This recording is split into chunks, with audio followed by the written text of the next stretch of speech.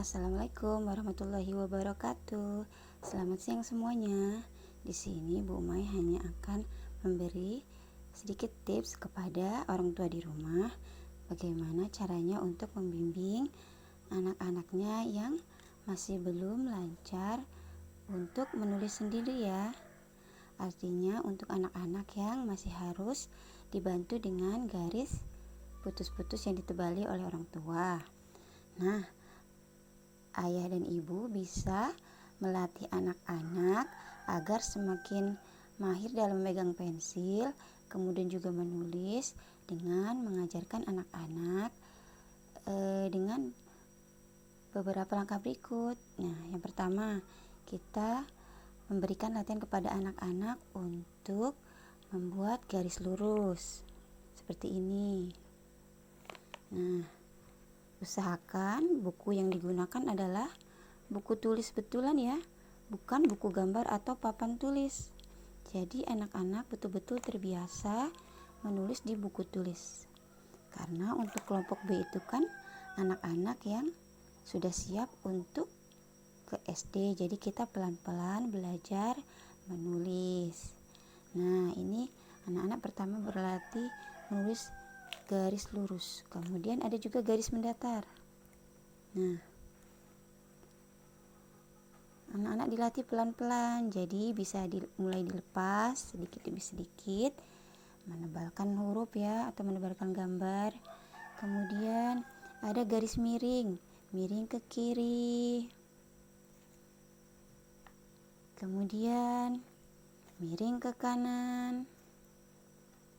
Sederhana saja ya Bapak Ibu, tapi kalau rutin dilakukan, insya Allah anak-anak kita semakin terlatih dalam memegang pensil, terutama untuk anak-anak yang memang betul-betul baru mulai belajar memegang pensil ya saat masuk ke sekolah. Nah, kemudian ada juga kita membuat garis lengkung, lengkung ke kanan. Nah, dilatih pelan-pelan, jangan semua langsung diajarkan, pelan-pelan, mungkin garis lurus dulu satu, kemudian garis datar dan seterusnya. Kemudian ada lengkung ke kiri. Nah, ada juga garis miring, boleh. Nah, ini biasanya kalau anak-anak sudah lancar garis miring kiri ke kanan, sudah bisa ya membuat tanda seperti ini. Tapi paling utamanya biasanya ini yang kami ajarkan untuk anak-anak yang baru mulai belajar menulis. Nah, kenapa perlu kita latih anak-anak untuk membuat bentuk-bentuk seperti ini?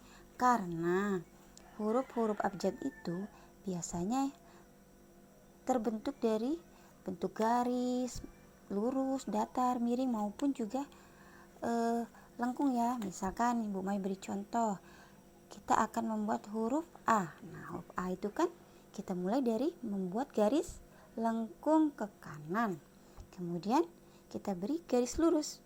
Nah, jadi nanti orang tua juga mengajarkannya lebih gampang. Ayo nak, kita buat huruf A. Yuk, yang pertama buat garis lengkung ke kanan. Nah, misalnya sudah bisa anak-anak buat garis lengkung, kemudian diberi garis lurus. Nah, oke, kita tutup garis lurus dan jadilah huruf A. Itu contohnya ya.